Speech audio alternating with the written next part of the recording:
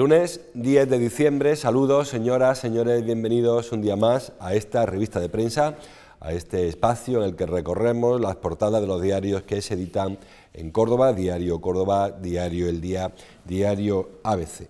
Lunes y por lo tanto temas distintos en las portadas. Empezamos por el decano de la prensa cordobesa, por el Diario Córdoba, que dedica su titular de apertura a un asunto que sin ser local sí que es una preocupación también en nuestra sociedad, en la sociedad más cercana a la ciudad de Córdoba.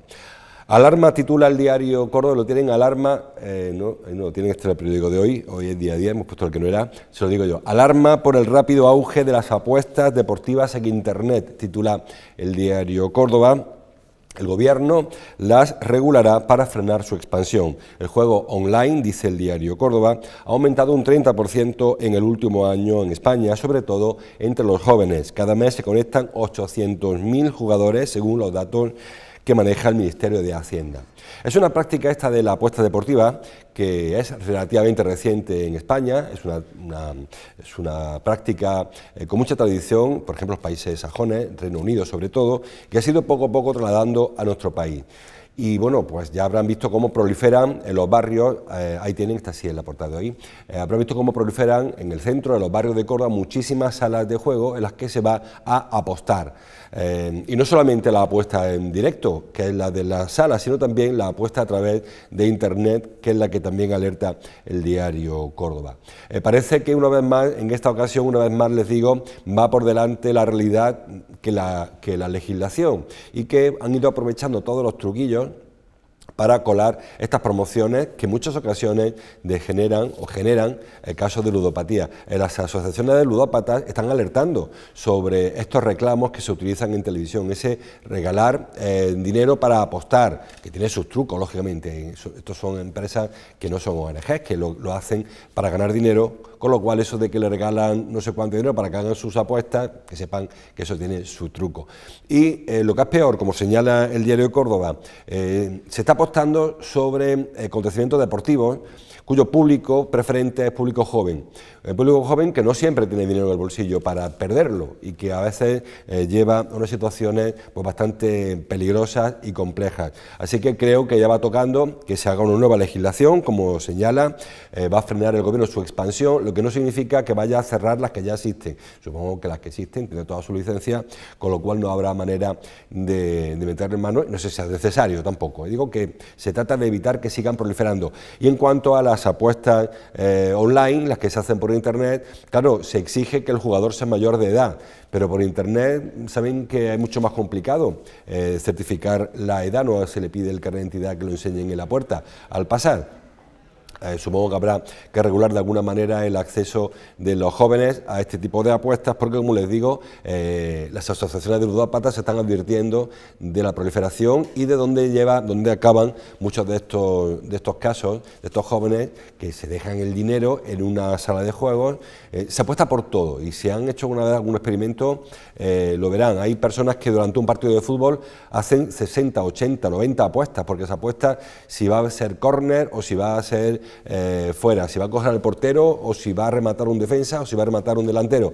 Todo se puede apostar, todo es apostable y eso al final pues hace que se generen un tráfico tremendo de apuestas que en ocasiones, como alertan las asociaciones, repito, de ludópatas, sobre todo la en Córdoba lo hemos visto en acoger, alertan de esta proliferación. Y otra cosa que también alertan, que creo que es muy interesante que destaquemos, es la presencia de ídolos del deporte, promoviendo e invitando a la gente joven a que participe en estas prácticas, que como le digo, yo no creo que sea la más saludable. Aprovecho para saludar a Paco Boyato.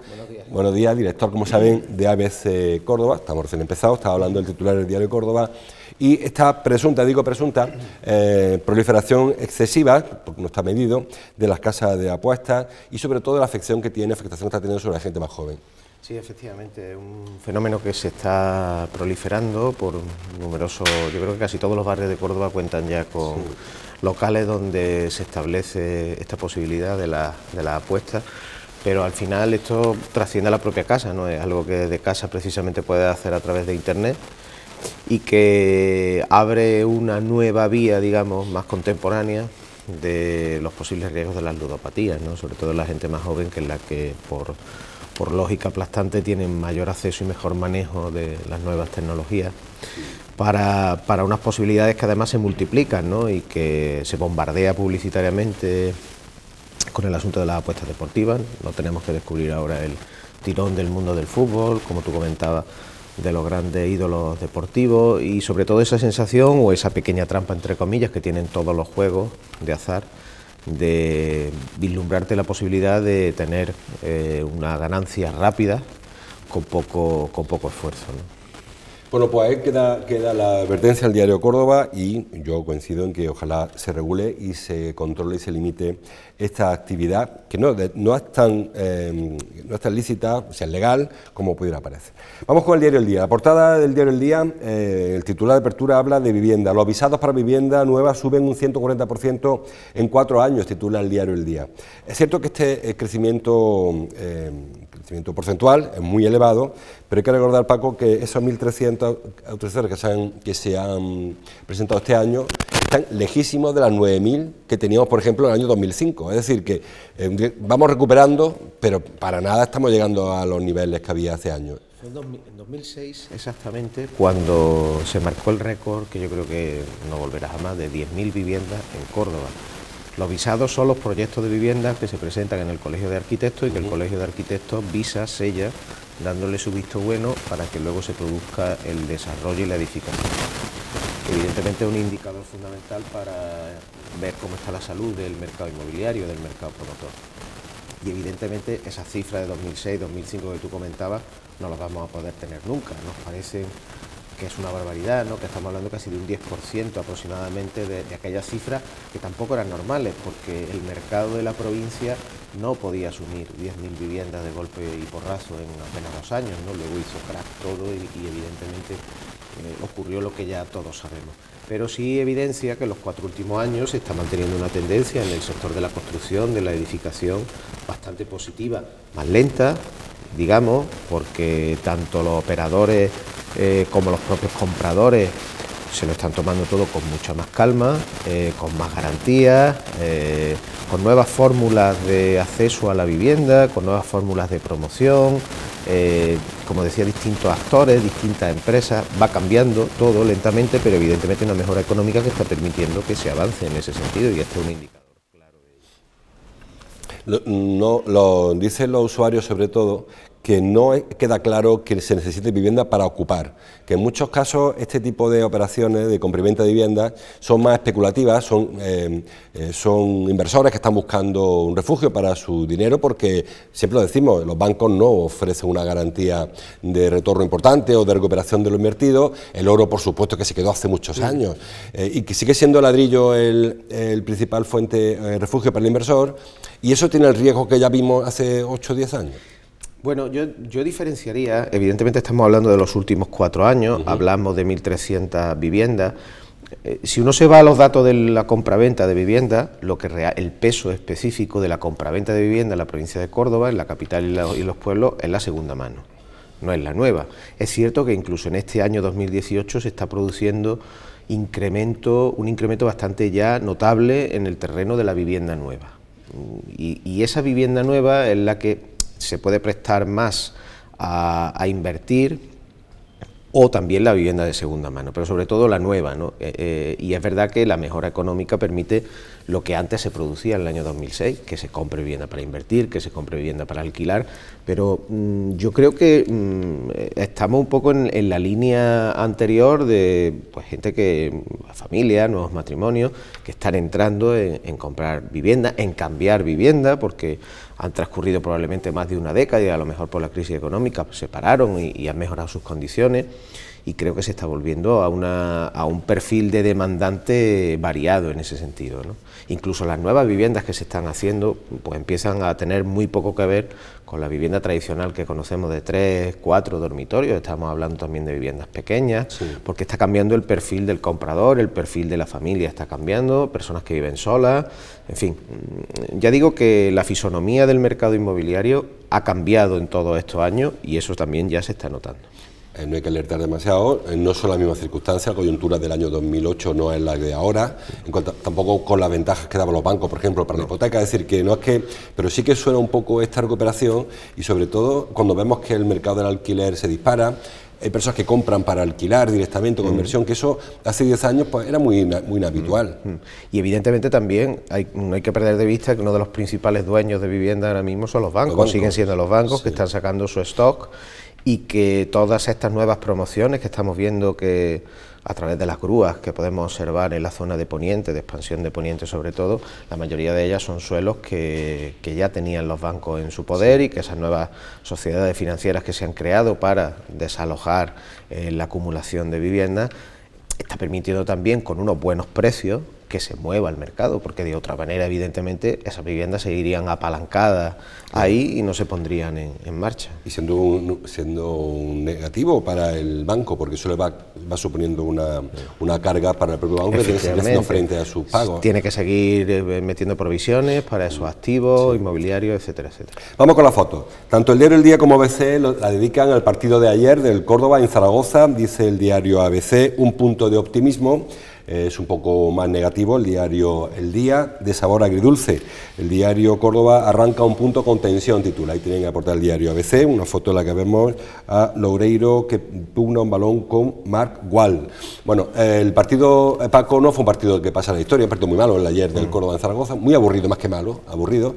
Pero bueno, parece que el Córdoba está aprendiendo a rentabilizar al menos su esfuerzo, porque hasta ahora hay partidos mejores que el de ayer que se perdieron. Y hay un partido muy ramploncito, pero que se cogió un puntillo muy importante. Claro, esa es un poco la lectura positiva que nosotros hemos querido hacer hoy en ABC, es decir, en primer lugar no perdió, sí, que ya es positivo, ya es noticia que no pierda fuera de casa, que es lo que se venía produciendo. Bueno, un empate, lo que llamamos de... Efectivamente. En segundo lugar no encajó ningún tanto, con lo cual, segundo elemento positivo. En tercer lugar, parece que hay un cambio de planteamiento por parte del entrenador, que sigue contando con muchas bajas, pero que intentó hacer un planteamiento, como digo, más conservador, pero que en segunda división funciona. Queramos o no, esto yo creo que al Córdoba le ha pasado durante muchas temporadas, ¿no? Que al final se ha tenido que recurrir a una vía más conservadora de intentar mantener una solidez defensiva, y que luego, pues evidentemente en los metros finales sí haya un poquito más de ambición y de más talento y pueda sacar algo positivo. De hecho, ayer el Córdoba, pese a un partido malo, digámoslo así, o aburrido, tuvo sus ocasiones, incluso si llega a materializar uno que tuvo casi al final del partido, podríamos estar hablando de 3 puntos, ¿no?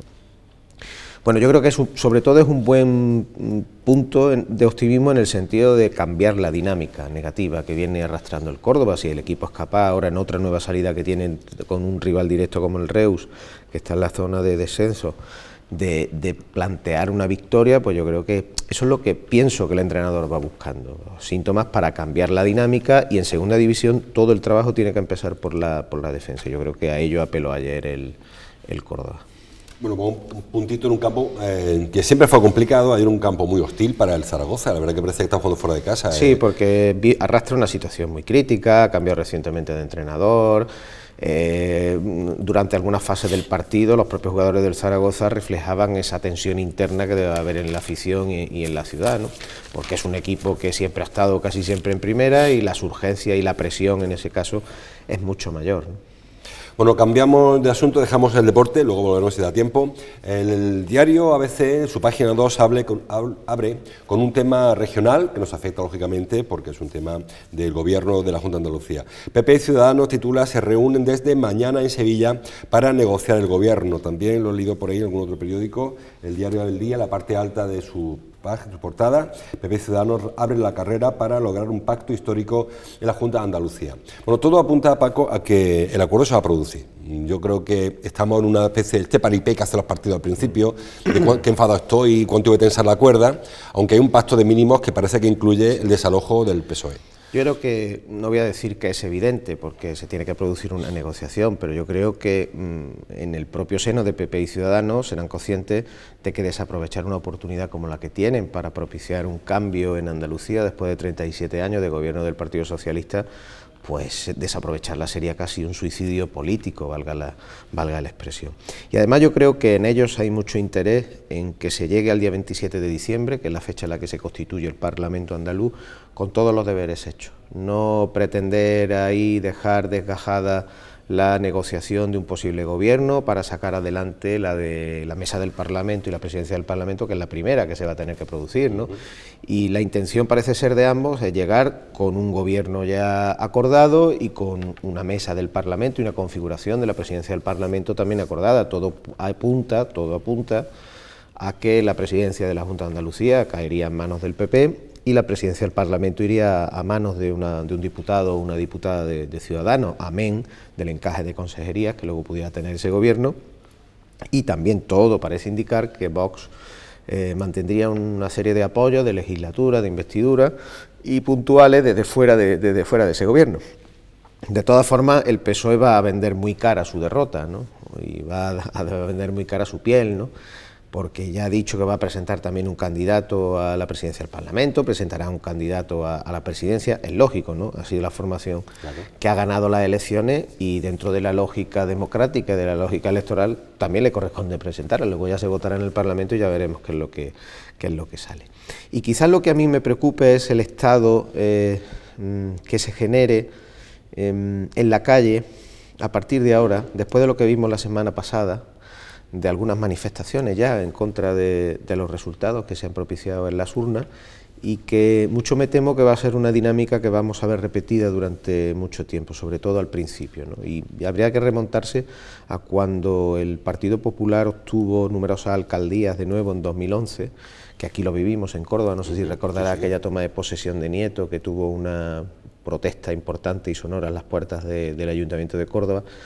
Mucho me temo que van a ir por ahí los tiros un poco en esa disyuntiva externa. Luego en la interna, pues como he dicho, no se va a vender fácil la derrota del PSOE y utilizando todos los elementos que legítimamente tiene, pues intentará que no se produzca ese acuerdo, porque recordemos una cosa y no me extiendo más, estamos en una situación en la que al propio PSOE le puede interesar que haya una repetición de las elecciones, porque probablemente haya tomado nota o tome nota de lo que ha ocurrido en estas elecciones, de que su propio electorado se ha quedado en casa, una parte importante de su electorado se ha quedado en casa y no ha ido a votar o incluso ha llegado a votar a fuerzas como Vox, como está demoscópicamente demostrado, y posiblemente en unas nuevas elecciones, si se repitieran, eso no ocurriría. Y tenemos la paradoja de que Susana Díaz, que ha utilizado mucho la idea del bloqueo en su campaña electoral, pues fuese una beneficiada de ese bloqueo institucional que pudiera producirse de cara a un segundo escenario electoral en Andalucía. Bueno, eso tampoco está tan claro, porque Rajoy repitió muy pronto y salió igual, los catalanes repitieron muy pronto y se repitió igual, o sea que realmente repetir en un periodo de tiempo corto.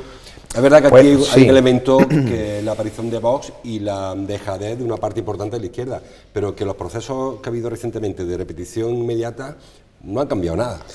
Es probable, incluso pudieran hasta penalizar más a los protagonistas. Sí. Como decía antes, si Partido Popular y Ciudadanos no son capaces de ponerse de acuerdo y sacar adelante un gobierno, serían penalizados. Por los gente que no votó y que ahora sí que lo ve que es posible. Que es posible, pero serían penalizados por sus propios votantes. Sí. Y en el caso del Partido Socialista, pues a lo mejor esa redundancia, ese interés por no perder y por irse un poco al banquillo de la oposición, lo cual creo que sería muy bueno y muy saludable, tanto para Andalucía como para el propio Partido Socialista, que debe hacerse mirar una serie de cuestiones, porque las elecciones al final se pierden, nunca se ganan. Las elecciones se pierden y no se ganan.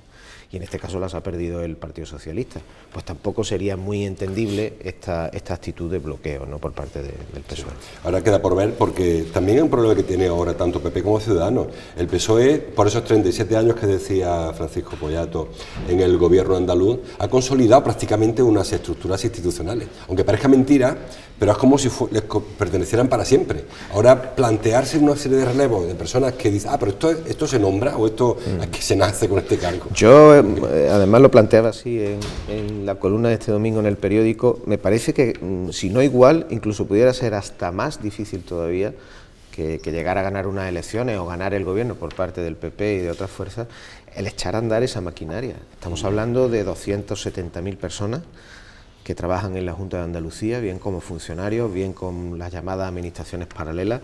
9.000 de esas personas, 9.000 son cargos a dedo. Del Consejo de Gobierno. A dedo. De ellos podríamos estar hablando de a lo mejor más de 300 en la provincia de Córdoba, porque evidentemente el hecho de que en Sevilla estén los servicios centrales pues tira mucho de ese número que he dicho de 9.000, pero ya solamente aquí en Córdoba podemos hablar de más de 300. Y luego no solo eso, que además puede afectar a que en partidos como Ciudadanos de nuevo cuño pues no tengan ni cuadros internos suficientes para hacer frente a esa demanda de puestos, ¿no? El PP a lo mejor sí. Y luego la influencia que ello puede tener en la configuración, por ejemplo, de las listas municipales para dentro de 6 meses. O sea, si van tirando de cuadros para determinadas ocupaciones, pues va a tener que seguir tirando de gente para poder llenar las listas. Es el día a día, que yo creo que es lo más importante al final, porque es donde tú debes plasmar el cambio que has anunciado, las políticas nuevas, intentar mejorar la situación de Andalucía, es con el día a día.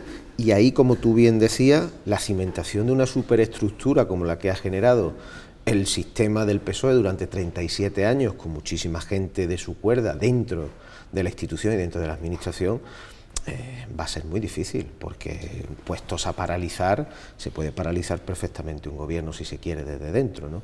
Y ese va a ser el otro caballo de batalla, pero bueno, una vez metida en estas lides y que sean capaces de crear un gobierno, pues será su principal reto. Casi que estrenar. Cuenta en medio minuto, cuenta Anguita muchas veces que cuando llegó al gobierno de ayuntamiento en el año 79, se reunió su equipo y dijo, ¿y ahora qué hacemos? Por eso no sé dónde meterle mano. Llamaron al alcalde anterior, Antonio Alarcón, y se llama muy bien Anguita y Antonio, muy bien, y le dijo, oye Antonio, esto como se mete mano, porque es que nunca lo hemos visto en esta situación. Aquí habrá gente que es que no se imagine, porque hay estructuras que ahora parecen, como les decía antes, que son cargos casi de oposición, que llevan en el 37 años funcionando, direcciones de museos, los hospitales, por ejemplo, todo tipo de instituciones. Y eso va a ser muy complicado dar la vuelta a eso. Claro, el CHIC, sobre todo, porque igual que lleva 37 años gobernando el PSOE, el PP lleva 37 años en la oposición. Claro. Con lo cual, los dos tienen que cambiar el chip. Y evidentemente verse en ese transatlántico, porque es un transatlántico de 270.000 personas, que tienes que empezar a tomar decisiones, que tienes que empezar a funcionar, que además lo tienes que hacer en coalición con otras fuerzas, ¿no? El PP sí tiene experiencia, pero quizás para Ciudadanos también es un reto, y vamos a ver a ese Ciudadanos por primera vez gobernando de lleno en una administración, que no hemos visto hasta ahora. Por cierto, presupuesto gigantesco. Mastodóntico, o sea, y claro, es habituarse a un ecosistema político completamente novedoso. Es como si de repente en Córdoba, en vez de los 40 y tantos grados que tenemos de calor en verano, nos viniese un año en el que no subiéramos de 10 grados, ¿no? No sabríamos qué hacer, no sabríamos cómo empezar a vivir, ¿no? A adaptarnos a esa nueva situación. Vamos avanzando, que nos quedan 10 minutos escasos. Dice el diario El Día, la economía cordobesa carece de personalidad y solo crece por inercia. Palabras de José María Casado Reigón, que hace esta análisis. José María Casado Reigón, no sé si sigue siendo, ¿no? Fue decano del Colegio de Economistas. Sí, sigue siendo todavía una persona con una solvencia interesante. Pero creo que tiene razón en este aspecto. Córdoba, lo hemos dicho muchas veces, no sabemos qué queremos ser de mayores, si queremos dedicarnos a la industria o a la agricultura o al turismo. Estamos jugando a todas las bazas y ninguna nos sale bien. Incluso cuando apostamos por una como el sector servicios, también dudamos. ¿Qué queremos? Turismo de calidad, de cantidad, queremos restauración, queremos alojamiento. Lo hemos dicho muchas veces, la economía de Córdoba es una economía muy previsible y muy rutinaria. Está basada, muy dependiente, perdona, también. Efectivamente, está basada en dos grandes pilares, que es el campo, que además está hipersubvencionado por la Unión Europea, y está basada en el sector servicios, sobre todo en el turismo. Son dos actividades temporales, es decir, no permiten un contrato anual, por ejemplo, porque hay temporada alta en una y temporada alta en otra por las cosechas, y luego a ello hay que sumar un capital humano que en líneas generales tiene una formación media-baja y que no puede entrar en la rueda de determinados puestos de trabajo porque su formación no se lo permite. Pues la economía va funcionando así. Entonces, claro, es la inercia de la que habla Casado Reigón, que prácticamente mejora un poquito cuando la gran economía, la economía internacional o nacional o andaluza, va bien, pero siempre en Córdoba se dan porcentajes más pequeños, y cuando van mal las cosas en el resto de niveles, digamos que aquí acabará yendo peor, pero tardará más en ir peor. Es decir, Córdoba siempre entra más tarde que los demás en la crisis, pero luego le cuesta más trabajo salir, precisamente porque no ofrece variables, porque no tiene novedades o no está en aquellos sectores que pueden permitir un crecimiento sostenido, generar renta, mantener los talentos, etcétera, etcétera. Estamos deficitarios en industria, la construcción, que fue nuestro plato fuerte hace 10 años y que permitió tirar además del consumo y de la demanda interna, bueno, pues está recuperándose de esa forma, pero ya no es lo que era, y no tenemos otros sectores fuertes, ni tenemos una gran implantación de plantas, con pequeñas excepciones, ¿no? Y ahora mismo caigo en el clúster del frío industrial de Lucena, que curiosamente se ha mantenido en todo este periodo de la crisis y ahora además está alcanzando unas cotas muy importantes e interesantes, efectivamente, aprovechando el frío industrial y dentro de toda esta tormenta se ha mantenido. Se ha mantenido y ha mantenido empleo, y ahora está creciendo y se está convirtiendo además en un pilar de I+D+I interesantísimo en Lucena. Pero claro, nos harían falta 20 clústeres como eso. Sí. Y sobre todo una estrategia. Yo he hecho en falta la estrategia. No sé si son acertadas o desacertadas. Málaga en un momento dado decidió una estrategia, le ha salido, hablo de la capital sobre todo, y hay que la criticaba, pero era sostenible porque un día agotaremos la llegada de turistas, pero le ha salido, y Málaga ha multiplicado su PIB de una manera exponencial. Córdoba no hay plan, ni siquiera para equivocarnos, porque, bueno, inténtalo y si no te sale, pues otro, pero es que aquí no, yo no recuerdo un plan. Sí, pero hasta incluso en el turismo, es decir, podríamos apostar por un turismo que permitiera la llegada de turistas entre semanas con mayor poder adquisitivo, y eso permitiría más contrataciones. Sí. Eso lo puede dar, pues tener buenos palacios de congresos, captar congresos, eso no lo hemos tenido. En el campo, pues el relevo generacional, los costes del campo son muy altos y haría falta, pues, empresas transformadoras, que ya las hay, que exportan, que son potentísimas, pero que fuesen más amplias, ¿no? No un sector, por ejemplo, olivarero, muy atomizado, es decir, y a partir de ahí entramos en otros sectores, en la industria, ¿no? Sobre todo. En la industria, sobre todo, en la innovación, Rabanales 21, pues son pequeños viveros de cunas de pequeñas empresas tecnológicas, pero que no tienen un gran desarrollo, una implantación fabril. La logística, de la que llevamos hablando 30 años en Córdoba, pues no se implanta un polo logístico que pudiera tirar de la implantación de grandes empresas distribuidoras, que ahora parece que, bueno, se presenta un proyecto ahí en el Álamo, pero que no solo es una economía de inercia, es que los grandes debates, las grandes reflexiones, los grandes planes, las posibilidades que siempre nos planteamos viven en la misma inercia, es que es el mismo ciclo, siempre hablamos de lo mismo y no salimos de ahí, ¿no? Yo creo que el factor político tiene muchísimo que ver en ese sentido, porque no ha permitido que se pudiera convertir a Córdoba y darle la vuelta casi como un calcetín, que es lo que necesita. Bueno, yo creo que falta estrategia, probablemente falta la unidad de los políticos, el que gobierna más que el que tiene que ser generoso hacia el que no gobierna, pero también parece que ha habido aquí un poco de deslealtad en ocasiones cuando uno gobierna, otro no. Ha habido ahí un poco entre todos las matadas. Sí, anteponer el interés colectivo al individual o particular de un partido determinado. Y todo, ¿no? Todos, porque además todos han gobernado. Dice Diario Córdoba que hoy, bueno, dice Córdoba, lo ocurre, hoy comienza una nueva huelga de examinadores de tráfico. Córdoba se queda sin examen de conducir por la huelga de tráfico. 160 pruebas cada día se suspenderán si no se desconvoca esta huelga, que bueno, hace un año la vivimos prácticamente.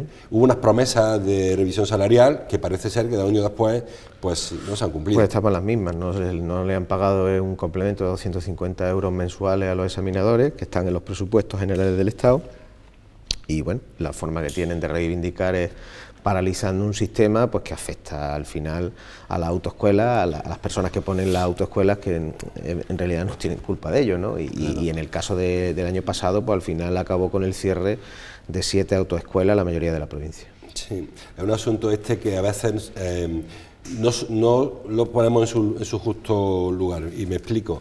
El que se examina del carnet de conducir se examina y punto, no tiene más opciones, porque hay otros sectores que una huelga traslada el problema, pero en este caso los que no se examinen hoy se examinarán mañana, con lo cual las autoescuelas no trabajan mañana. Es decir, que no es un problema como ocurre en huelga de un bar, que ya usted busca otros clientes. En este caso es una huelga muy dañina para la Claro, sobre todo porque en el caso, decía, de los pueblos, viven en muchas ocasiones, la del año pasado afectó el verano, viven en muchas ocasiones de los chavales más jóvenes, pues que vuelven, que retornan y que aprovechan ese espacio para sacarse, o la Navidad, para sacarse el carnet de conducir, y es de lo que viven esta autoescuela, ¿no? En ese sentido. Bueno, pues comienza la huelga hoy, hay una serie de días previstos, ojalá antes se desconvoque porque llegue un acuerdo y se satisfagan las reivindicaciones que estaban aprobadas, como decía Paco, en presupuesto del Estado. El diario El Día, también lo hace el diario Córdoba, también lo hace el diario ABC, habla de la tamborrada de Baena. Ayer se celebró esta consecución de la Declaración de Patrimonio de la Humanidad Inmaterial de la UNESCO, con una tamborrada que en el caso de Córdoba, pues lo vivimos en Baena. Los tambores, dice el diario El Día, redoblan en Baena por la declaración como Patrimonio Mundial. En el diario, una foto están viendo ahí de un colirrojo. El diario Córdoba también con fotos de Ariza, tambores de júbilo en Baena, y el diario a veces lo leo por ahí, eso estaba dentro. En las páginas de páginas interiores.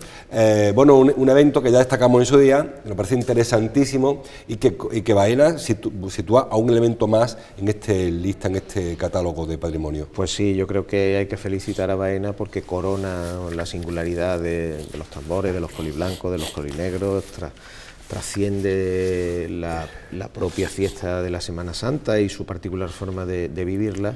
Indudablemente se convierte en un atractivo más, ¿no?, para visitar Baena y para adentrarse en una tradición que, bueno, el gran valor está en cómo se ha mantenido de padres a hijos, y en pleno siglo XXI, si uno se da un salto a Baena, se va a encontrar a niños pequeños con el tambor y con la chaqueta roja dando vueltas por Baena y haciendo ejercicio con las muñecas. Es curioso, Paco, porque el eje del tambor, lo comentábamos el día que fue distinguido, es un eje que va en Teruel, Albacete, Valencia, y la singularidad de Baena, porque además no hay más en la provincia, no hay más en Andalucía, son 17 creo los municipios que entran en este municipio del tambor. Sí. Todo está en la zona de Teruel, Calanda, sí.